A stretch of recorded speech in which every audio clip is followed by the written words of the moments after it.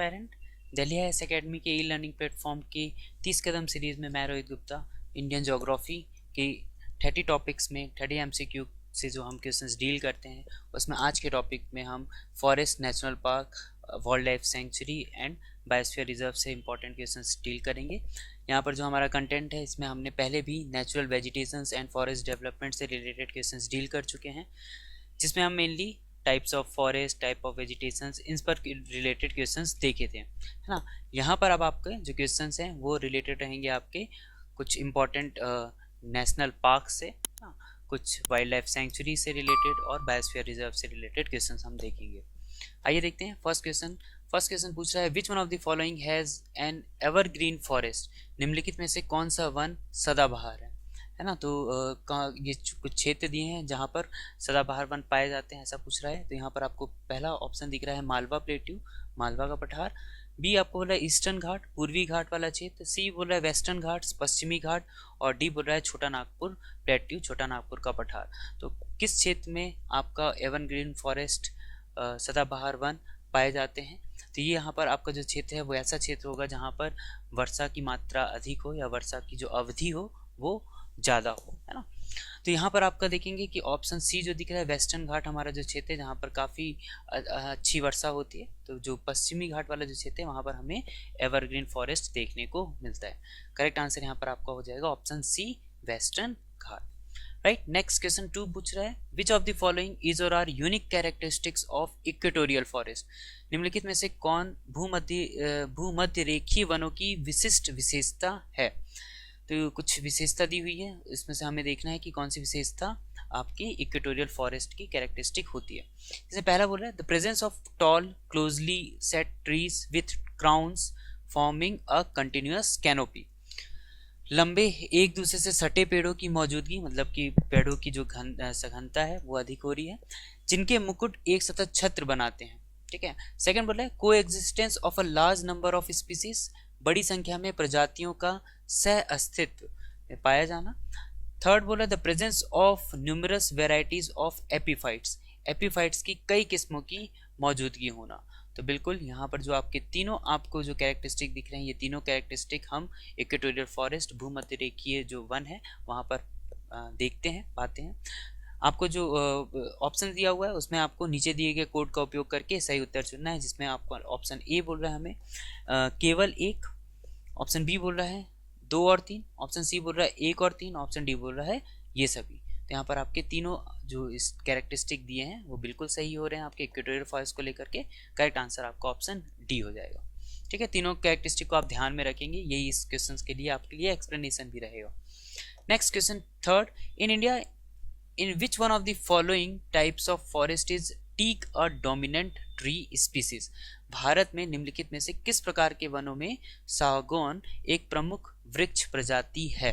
तो यहाँ पर जो भी जब हम वनों का वर्गीकरण कर रहे हैं तो वनों में किस प्रकार की प्रजातियाँ पाई जा रही हैं, बिल्कुल वो दोनों प्रजातियाँ पौधों से संबंधित भी हो सकती है और जीव जंतुओं से भी संबंधित प्रश्न पूछे जा सकते हैं। तो यहाँ पर एक पौधे वृक्ष से संबंधित प्रजाति को पूछा गया है जो कि सागौन के बारे में पूछ रहा है। तो सागौन किस वन में अधिकतर पाया जाता है, जिसमें ऑप्शन ए बोल रहा है ट्रॉपिकल मॉइस्ट डेसिडियस फॉरेस्ट में, उष्ण कटिबंधीय नम पर्णपाती वन में। ऑप्शन बी बोल रहा है ट्रॉपिकल रेन फॉरेस्ट में, उष्ण कटिबंधीय वर्षा वन में। ऑप्शन सी बोल रहा है ट्रॉपिकल थॉर्न स्क्रब फॉरेस्ट, उष्ण कटिबंधीय कांटेदार झाड़ीदार जंगल में। और ऑप्शन डी बोल रहा है टेम्परेट फॉरेस्ट विथ ग्रासलैंड, घास के मैदानों वाला समशीतोष्ण वन। तो जो सागौन है वो आपका ट्रॉपिकल मॉइस्ट डेसिडियस फॉरेस्ट की एक इंपॉर्टेंट स्पीसीज है। तो उष्ण कटिबंधीय नम पर्णपाती वन इसका सही जवाब हो जाएगा, है ना।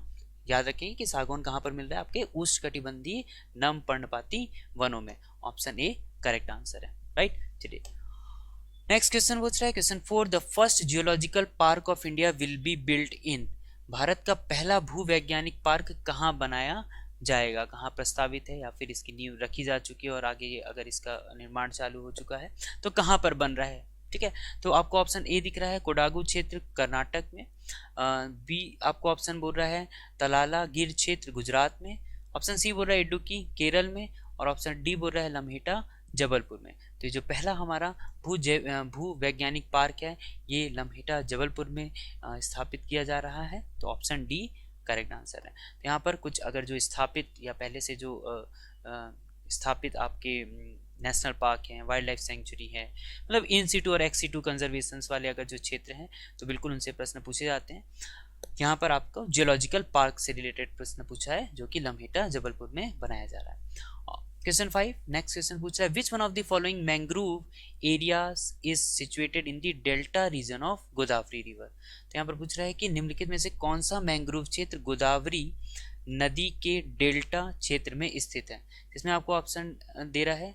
ऑप्शन ए है कुंदापुर, ऑप्शन बी बोल रहा है होनावर, ऑप्शन सी बोल रहा है मालपे और ऑप्शन डी बोल रहा है कोरिंगा। तो ये आपका जो गोदावरी क्षेत्र में मैंग्रोव फॉरेस्ट का जो एरिया है वो कोरिंगा के नाम से जाना जाता है। कोरिंगा में आपको मैंग्रोव फॉरेस्ट की या मैंग्रोव वनों की दिखाई देंगे, है ना। तो यहाँ पर आपका ऑप्शन डी करेक्ट आंसर है, कोरिंगा। याद रखेंगे ये जो कोरिंगा है वो गोदावरी नदी का डेल्टा वाला क्षेत्र है। Next question 6 which one of the following has a protected mangrove region. तो यहाँ पर निम्नलिखित में से कौन सा संरक्षित मैंग्रोव क्षेत्र है।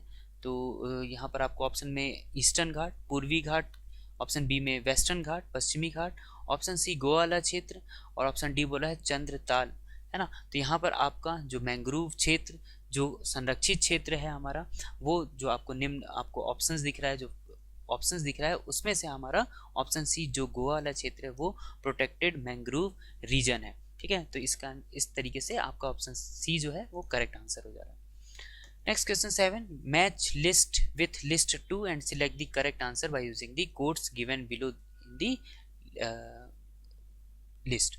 लिस्ट 1 में आपको दिख रहा है वनों के प्रकार दिख रहे हैं यहाँ पर, ट्रॉपिकल फॉरेस्ट, उष्णकटिबंधीय वन, कॉनिफर फॉरेस्ट, शंकुधारी वन, सी मैंग्रोव फॉरेस्ट की बात कर रहा है और डी बोल रहा है डेसिडस फॉरेस्ट, पर्णपाती वन। और यहाँ पर आपको लिस्ट 2 में दिख रहा है संबंधित क्षेत्र जहाँ पर ये वन पाए जाते हैं। ठीक है, तो यहाँ पर आपको सुंदरवन, हिमाचल प्रदेश, राजस्थान और शांत घाटी मतलब साइलेंट वैली की बात कर रहा है। तो जो आपका सुंदरवन है जैसा हम जानते हैं कि ये कहाँ पर है, मतलब सुंदरवन जो पश्चिम बंगाल का जो क्षेत्र है जहाँ पर आपको मैंग्रोव फॉरेस्ट देखने को मिलता है। ठीक है, तो यहाँ पर आप सी का 1 करते हुए आगे बढ़ सकते हैं जो कि आपको ऑप्शन डी में दिख रहा है। तो कई बार आपको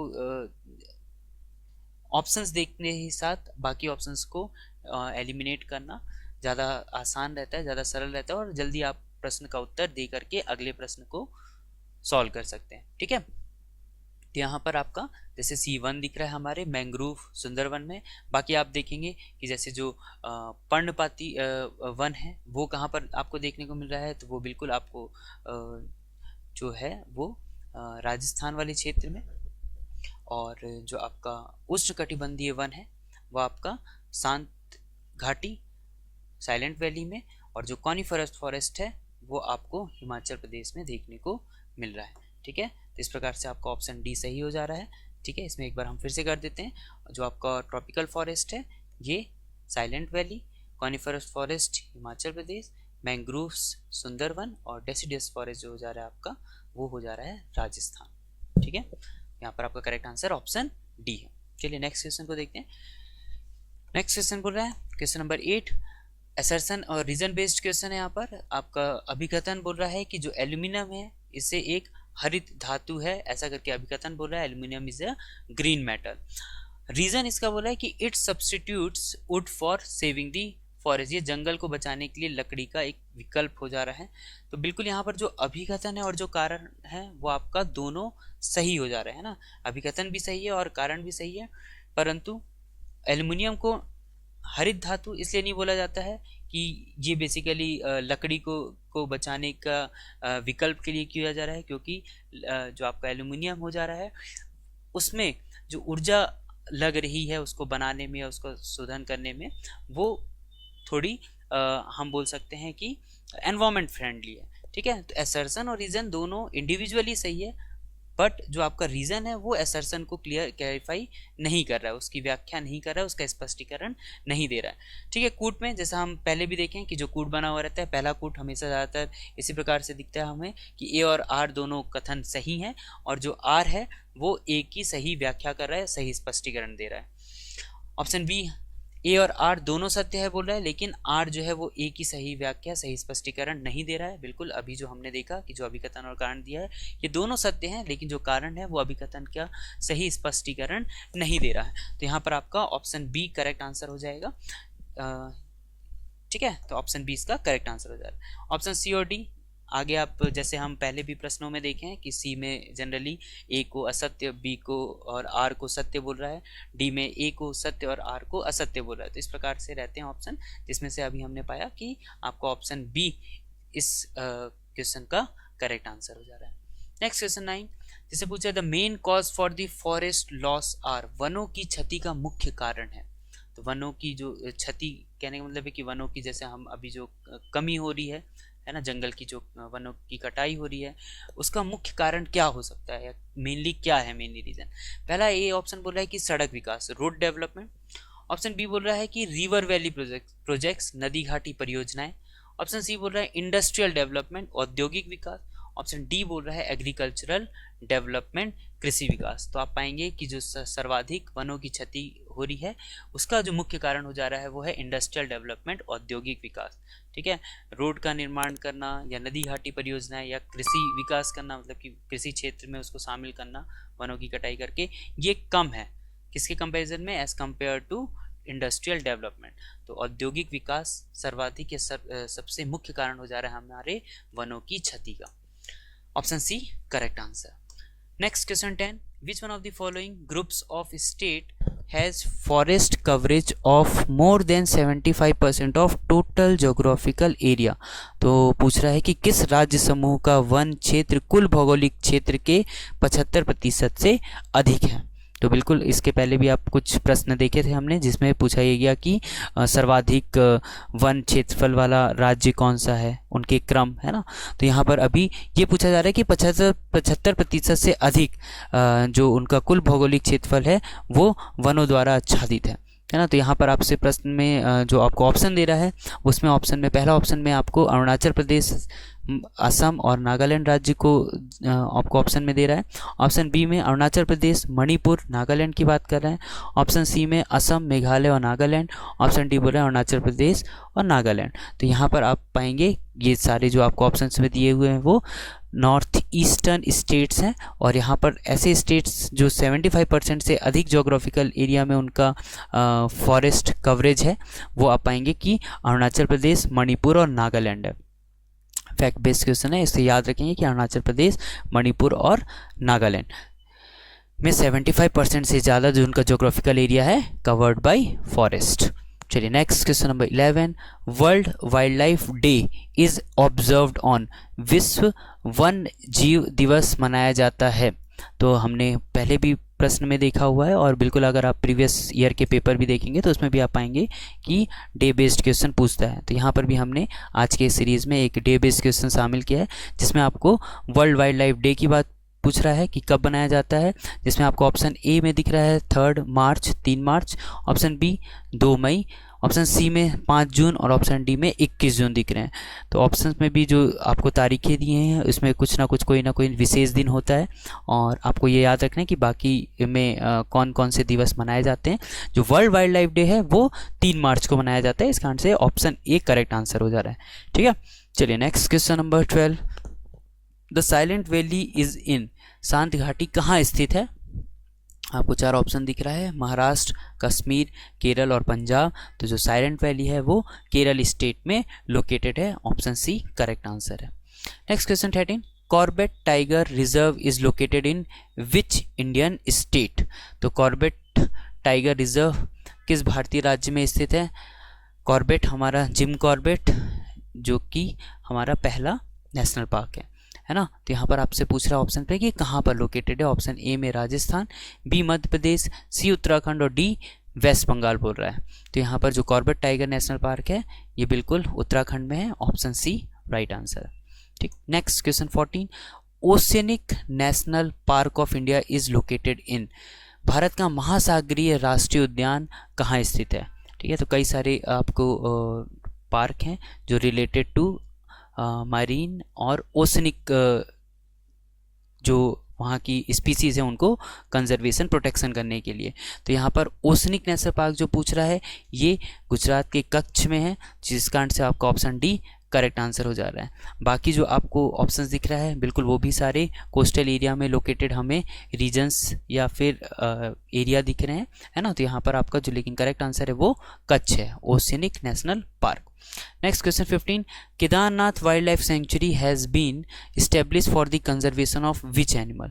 तो यहाँ पर केदारनाथ वन्य जीव अभ्यारण्य के बारे में पूछ रहा है कि किस जानवर के संरक्षण के लिए इसे स्थापित किया गया था। तो जनरली जो बायोस्फीयर रिजर्व रहते हैं वो किसी एक पर्टिकुलर स्पीसीज या कुछ स्पीसीज के स्पेशल प्रोटेक्शन कंजर्वेशन के लिए हम वाइल्ड लाइफ सेंचुरी का निर्माण करते हैं। तो यहाँ पर जो केदारनाथ का क्षेत्र है वहाँ पर जो वाइल्ड लाइफ सेंचुरी की बात कर रहे हैं वहाँ पर किस क्षेत्र किस जानवर के संरक्षण की बात कर रहे हैं। तो जिसमें आपको ऑप्शन दे रहा है, पहला आपका हिमालयन मस्क डियर, हिमालयी कस्तूरी मृग, बी ऑप्शन में आपको एलिफेंट दिख रहा है, हाथी, सी में स्नो लेपर्ड, हिम तेंदुआ की बात कर रहा है और डी में मोनाल कि तो ये जो मोनल है वो एक पक्षी का नाम है ना। तो यहाँ पर ये अलग अलग आपको प्रजातियों के नाम दिख रहे हैं और जो केदारनाथ वाइल्ड लाइफ सेंचुरी में कंजर्वेशन की बात कर रहे हैं वो है हिमालयन मस्क डियर की, हिमालयी कस्तूरी मृग की के संरक्षण के लिए केदारनाथ वन्यजीव अभ्यारण्य की स्थापना की गई थी। तो इस प्रकार से अगर करंट में किसी नई वाइल्ड लाइफ सेंचुरी का अगर इस्टेब्लिशमेंट होता है तो आपको ये ध्यान में रखना रहेगा कि वो किस जीव के संरक्षण के लिए बनाई गई है। ठीक, यहाँ पर नेक्स्ट क्वेश्चन 16 में आते हैं। तो for what is the Manas sanctuary is in Assam known for.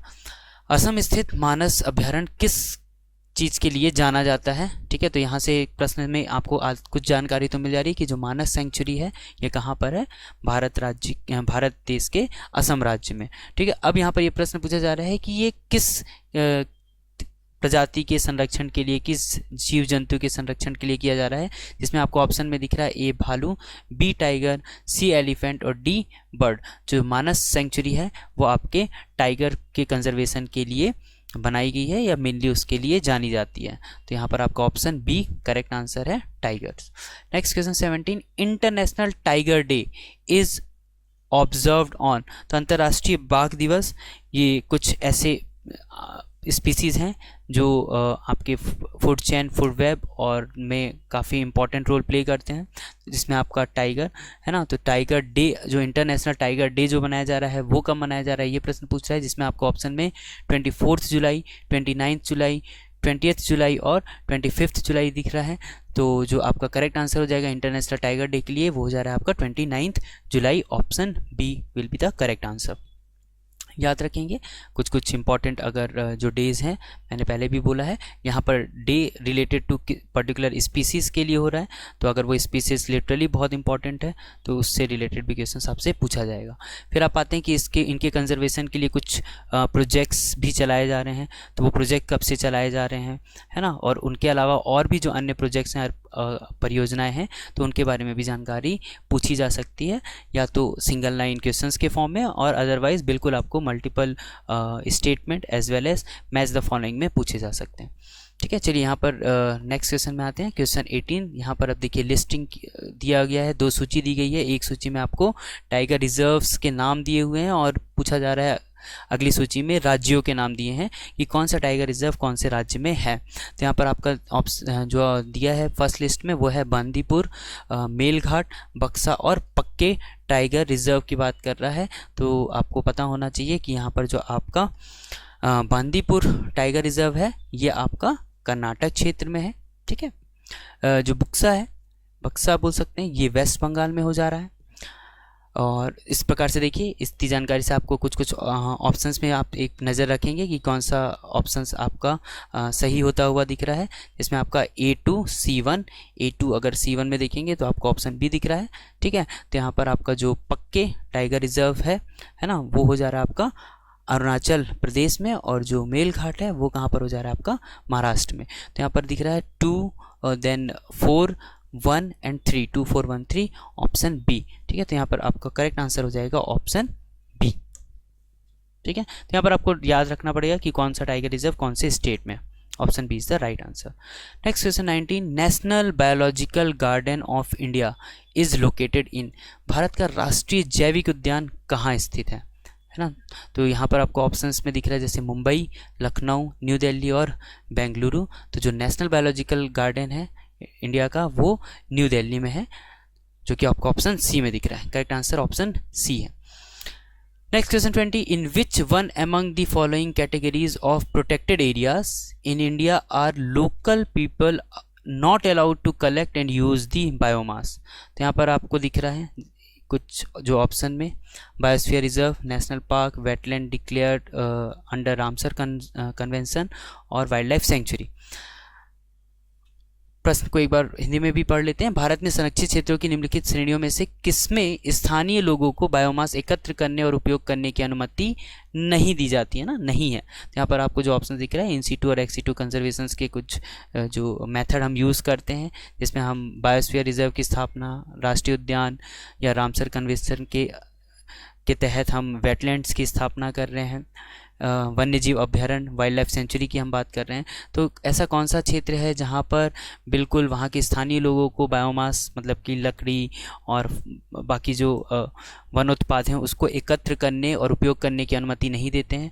तो ऐसे क्षेत्र को हम नेशनल पार्क के नाम से जानते हैं, जो कि आपको ऑप्शन बी में दिख रहा है, राष्ट्रीय उद्यान। ये इसका करेक्ट आंसर हो जाएगा। और याद रखें कि राष्ट्रीय उद्यान में राष्ट्रीय उद्यान में बिल्कुल इनको अनुमति नहीं दी जाती है बायोमास और सारी चीज़ों को एकत्र करने और उपयोग करने में, राइट।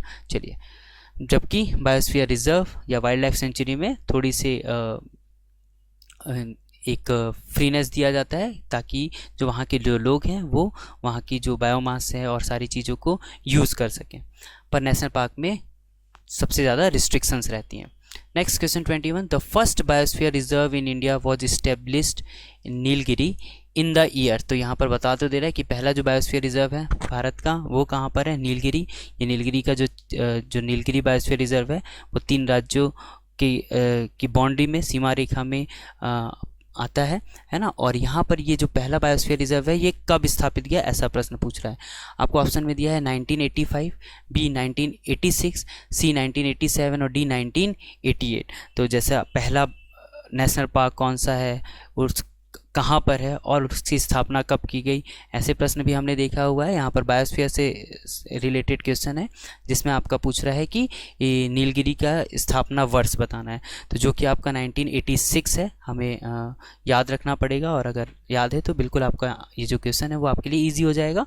ऑप्शन बी इसका करेक्ट आंसर हो जा रहा है।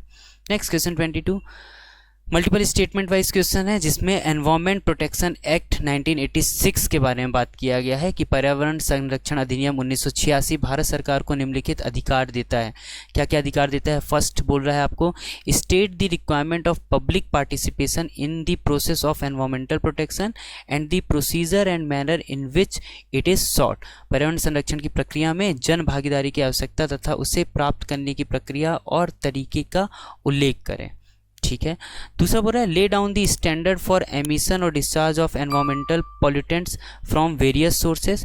विभिन्न स्रोतों से पर्यावरण प्रदूषकों के उत्सर्जन या निर्वहन के लिए मानक निर्धारित करना। तो यहाँ पर हमें जो दूसरा है ये बिल्कुल अधिकार दे रहा है भारत सरकार को इस अधिनियम के तहत कि विभिन्न स्रोतों से पर्यावरण प्रदूषकों के उत्सर्जन या निर्वहन के लिए मानक निर्धारित करें। पर जो पहला दिख रहा है आपको कि पर्यावरण संरक्षण की प्रक्रिया में जन भागीदारी की आवश्यकता और उसे प्राप्त करने की प्रक्रिया और तरीके का उल्लेख करें, ये नहीं देता। ठीक है, जिस कारण से आपका ऑप्शन बी करेक्ट आंसर हो जा रहा है, क्योंकि आपको पूछा गया है कि सही उत्तर चुनना है कि सही जो स्टेटमेंट है वो कौन सा है। Second statement is correct, that's why our answer is option B, where as first statement is wrong as per the act, right. तो एक्ट को जो दिया हुआ है वो इंपॉर्टेंट है। नेक्स्ट क्वेश्चन 23 जिसमें पूछ रहा है, ये भी मल्टीपल स्टेटमेंट है, जिसमें पहला स्टेटमेंट बोल रहा है, in India the project tiger was launched in 1973। Bharat में प्रोजेक्ट टाइगर की शुरुआत 1973 में हुई, तो ये बिल्कुल ठीक है। दूसरा बोला है, the theme for national biodiversity in 2022 is building a shared future for all life. 2022 में राष्ट्रीय जैव विविधता का विषय सभी जीवों के लिए साझा भविष्य का निर्माण है, जी भी ठीक है। थर्ड बोल रहा है, the project tiger is a tiger conservation program project tiger जो है एक बाघ संरक्षण कार्यक्रम है, ये भी सही है, जिसमें आपको देखेंगे कि इसमें प्रश्न पूछ रहा है कि जो नीचे दिए गए कोड हैं उसका उपयोग करके सही उत्तर चुनना है, जिसमें ऑप्शन ए बोल रहा है केवल 1 सही है, ऑप्शन बी बोल रहा है 1 और 3 सही है, ऑप्शन सी बोल रहा है 2 और 3 सही है, ऑप्शन डी बोल रहा है कि सभी सही हैं। तो बिल्कुल हम देख रहे हैं कि ये तीनों सही हैं, जो कि आपका ऑप्शन डी में हो रहा है, आपको ऑप्शन डी करेक्ट आंसर हो जा रहा है। ठीक है, याद रखेंगे related to project tiger 1973। Question 24, in which year the forest research institute was established in India. तो इनका हेड क्वार्टर कहाँ पर होता है, मुख्यालय के साथ साथ अब ये किस वर्ष में इनकी स्थापना की गई, ये भी महत्वपूर्ण होता है और उस पर आधारित प्रश्न है ये, जिसमें पूछ रहा है भारत में वन अनुसंधान संस्थान की स्थापना किस वर्ष की गई थी, जिसमें आपको ऑप्शन दिख रहा है 1896, बी 1906, सी 1910 और डी 1950। तो जो फॉरेस्ट रिसर्च इंस्टीट्यूट है देहरादून में, इसकी स्थापना हुई है 1906 में, ऑप्शन बी इसका राइट आंसर हो जा रहा है। Next question 25, second largest mangrove area in India is found along the coast of.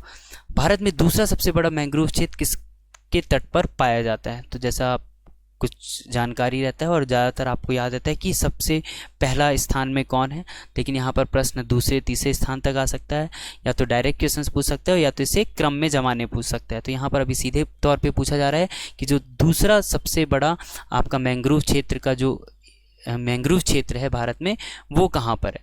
तो कुछ तटीय किस तट पर है, तो पहला आपको दिख रहा है अंडमान और निकोबार द्वीप, बी में आंध्र प्रदेश ले रहा है, सी में गुजरात और डी में उड़ीसा। ठीक है, तटीय राज्य और आपके केंद्र शासित प्रदेश हैं ऑप्शन में, जिसमें आपका जो गुजरात का क्षेत्र है वो वेस्ट बंगाल में जो सुंदरबन है उसके बाद जो दूसरा सबसे बड़ा जो मैंग्रोव का क्षेत्र है वो हो जा रहा है आपका गुजरात में।